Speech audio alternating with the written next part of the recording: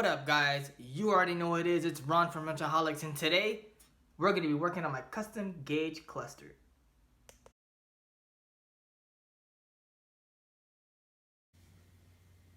So here's a little overview of what I'm working with. Here's my cluster panel, and then this is a little diagram I came up with using some research online. You can find sites like Nico or Zilvia, or just Google it. They do have the diagram. I just wrote it for myself so I don't have to keep looking on the computer. Primarily with the center plug from the OEM cluster harness is what I'm going to be using. So here it is, ground for the flashers. Here's the flasher signals, the high beam signal, and the tachometer for your RPM. I got some heat shrink butt connectors, solder, which I don't have my solder iron, but I'm going to show you how to do that. And obviously heat gun for the heat shrink. I got a drill and some bits because I got to install my turn signals and my high beam signal. I'm going to put this in the link on where you can get them. It'll be in the descriptions. This right here is a little diagram I made using some research online, as well as going to the factory service manual, trying to figure out which is the wires that I need to mess with. I'm going to put a little screenshot on here for you guys so that you guys can study it as well. But yeah, so this is the center plug. This is the right plug that goes to the temp, and these two are the ones that we're going to be messing with. Again, the plug that connects to the fuel or behind the fuel gauge, we won't be using any of that, so we'll leave that alone. And yeah, so I'm going to be putting a screenshot. If you guys want to look at it, I'll leave it up for you guys.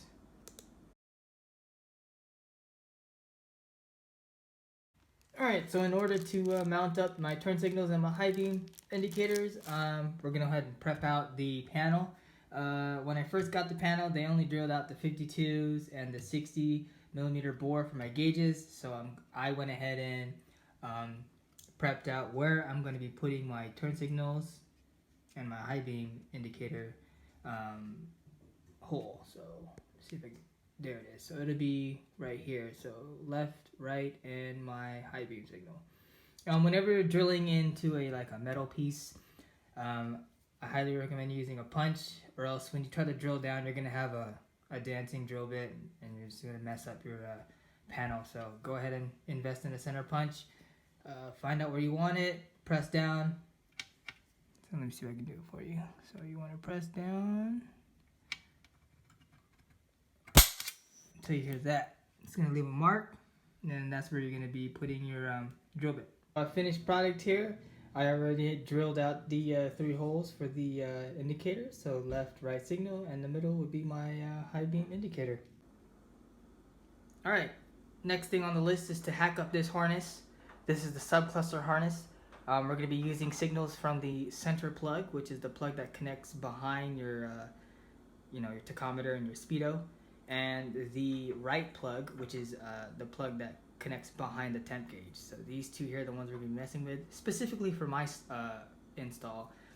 This plug here connects to the fuel, or behind the fuel gauge. Unfortunately, we don't need anything here, so I'm just going to leave this alone. Again, leave these 2 plugs alone. These 2 plugs are the ones that connect to underneath the dash. So this is what connects the subcluster harness to the dash harness. Do not touch these.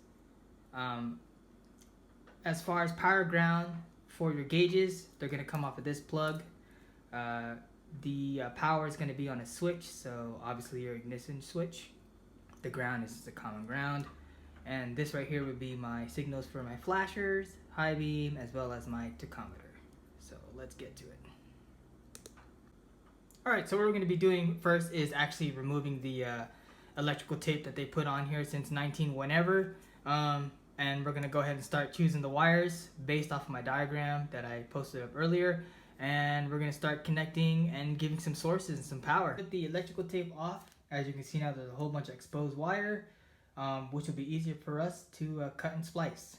My main objective now is I'm going to go ahead and just cut off these plugs and leave enough wire to play with. And I suggest, if this is your first time working with wires, to do 1 plug at a time so you don't get them confused.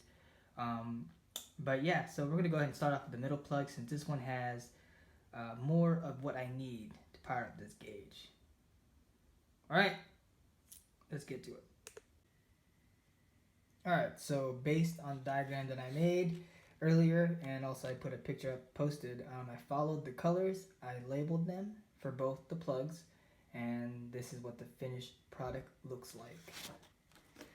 So here it is, middle plug, all labeled out. You know, you can see the high beam ground, left, right flasher ground, you know, and so on and so forth.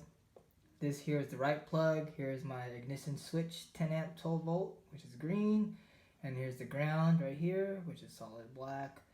The next thing I'm gonna do is cut the plug. So bam, bam, cut and splice, connect them to the gauges. And we're also one step closer. Alright guys, so that's part one of the install. Unfortunately, I tried to do it all in one clip, but I don't have my soldering iron, so I'm going to go ahead and just do it in 2 clips. I'm going to show you how to solder if you don't know how to. And I'm going to put links in the description where I got the indicator light, my soldering iron, and all that. Just buy off the links, it does help my channel. And yeah, hopefully looking forward to seeing you guys in part 2. Deuce!